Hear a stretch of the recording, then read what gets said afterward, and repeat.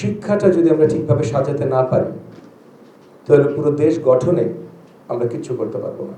আপনি একটা বিল্ডিং দাঁড়া করাবেন, আপনি ফাউন্ডেশন তৈরি করেননি, আপনি কত উঁচা বিল্ডিং করবেন? কোনো লাভ হবে না। তো শিক্ষাটা হলো ফাউন্ডেশন।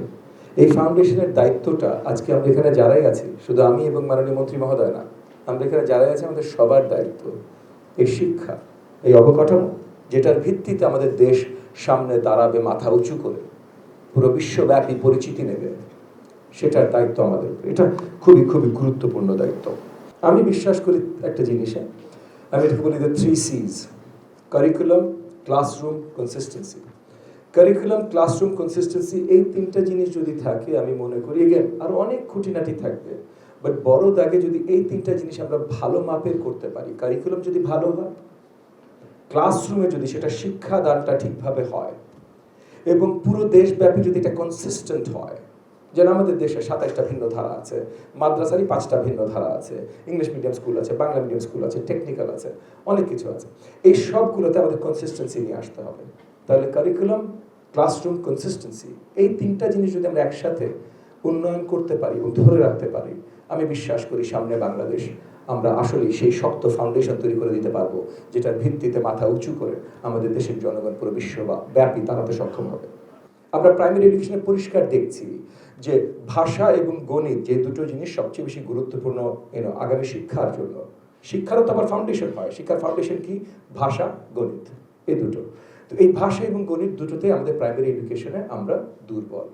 আমাদের অনেক অ্যাচিভমেন্ট আছে প্রাইমারি এডুকেশনে, আমাদের চার্ন রেট মাত্র 16%। ডেভেলপিং ওয়ার্ল্ডে, মানে এমার্জিং কান্ট্রিজ যেগুলো এখনো আমরা মানে অশুদ্ধ ভাষায় বলে তৃতীয় বিশ্ব, শুদ্ধ ভাষায় বলে এমার্জিং নেশনস। তো এমার্জিং নেশনসগুলোতে চার্ন রেট প্রাইমারি এডুকেশন এর থেকে অনেক বেশি হয়, আমাদের মাত্র 16%, 16% একটু কম, 15 পয়েন্ট সামথিং। এটা বিশাল অর্জন, মাশাআল্লাহ, ভালোটাকে ভালো বলতে হবে। কিন্তু প্রবলেম হলো ওই যে বাকি যে 84% আছে, তাদের শিক্ষাটা শক্তভাবে হচ্ছে না। তারা ক্লাসরুমে হয়তো যাচ্ছে, কিন্তু টিচারের অভাব, কারিকুলাম ঠিকভাবে হচ্ছে না, কনসিস্টেন্সি নাই। সো ওই যে কারিকুলাম ঠিক নাই, ক্লাসরুমে তারা শিখছে না, ওভারঅল কনসিস্টেন্সি নাই। এই 3Cতে আবার ফেরত আসতে হবে। সো এই জায়গা থেকে অত্যন্ত গুরুত্বপূর্ণ আমরা ভাষা শিক্ষাটা খুব শক্তভাবে করি। এখানে বাংলা ভাষাটা কিন্তু গুরুত্বপূর্ণ। আমরা তৃতীয় ভাষা ঢুকাবো, এখন কম্পালসারি করতে যাচ্ছি আমরা, এবং এখানে স্টেপ বাই স্টেপ, ধাপে ধাপে করবো আমরা, এক রাতে করে দিব না সব জায়গায়, কারণ এটারও আমাদের অনেক স্ট্রাকচারাল এবং ফাউন্ডেশনাল কাজ আছে করবার আগে। কিন্তু ইংরেজি শেখার আগেও বাংলা ভাষাটা, ভাষা, কমিউনিকেশন, শব্দ, জ্ঞান, এই জিনিসগুলো গুরুত্বপূর্ণ।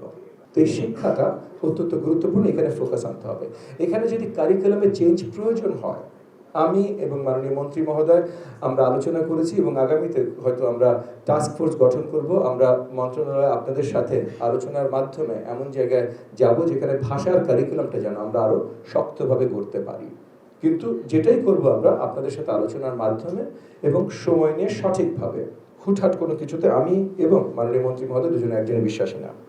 আগামীর বাংলাদেশ যদি আমরা গড়তে চাই, যেই বাংলাদেশের স্বপ্ন আমাদের মাননীয় প্রধানমন্ত্রী জনাব তারেক রহমান পুরো দেশকে দেখিয়েছেন, যেই স্বপ্নর ভিত্তিতে, যেই স্বপ্নের উপরে আস্থা রেখে বাংলাদেশের আপামর জনগণ তাদের কিমতি আমানত, তাদের ভোটটা দিয়ে আমাদেরকে পছন্দ করে আমাদেরকে নির্বাচিত করেছেন, যার ভিত্তিতে আজকে মাননীয় মন্ত্রী মহোদয় এবং আমি আজকে আপনাদের এই টেবিলে বসা, সেইটা আমাদেরকে মূল্যায়ন করতে হবে।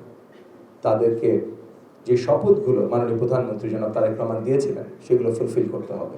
এবং সেটা যদি ফুলফিল করতে হয়, তাহলে আপনাদের আমাদের সকলকে একনিষ্ঠভাবে কাজ করতে হবে। একটা জিনিস মনে রেখে, করাপশন হইতে পারবে না।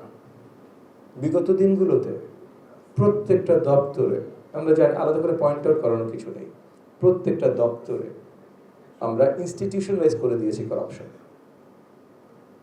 শিক্ষা মন্ত্রণালয়ের অধীনে যতগুলো দপ্তর আছে, যতগুলো ইনস্টিটিউশন আছে, সব জায়গায় আমি এবং মাননীয় মন্ত্রী মহোদয় আমরা অ্যাবসলিউট করাপশন ফ্রি দেখতে চাই। আপনারা আগামী 5 বছরে লিখে নিতে পারেন, কোনো জায়গায় কোনোভাবে কোনো করাপশনের সাথে আমাদের কোনো ইনভলভমেন্ট আপনারা পাবেন না। আর যেহেতু আমরা হব না, তাই আমরা অন্য সবার জন্য কিন্তু এখানে জিরো টলারেন্স মেনটেন করব, সবার জন্য। এটা আপনারা করা নজর রাখবেন। আমরা সোনার বাংলাদেশ করতে চাই। আমরা আমাদের নিজেদের সোনার ব্যাংক অ্যাকাউন্ট খুলতে চাই না।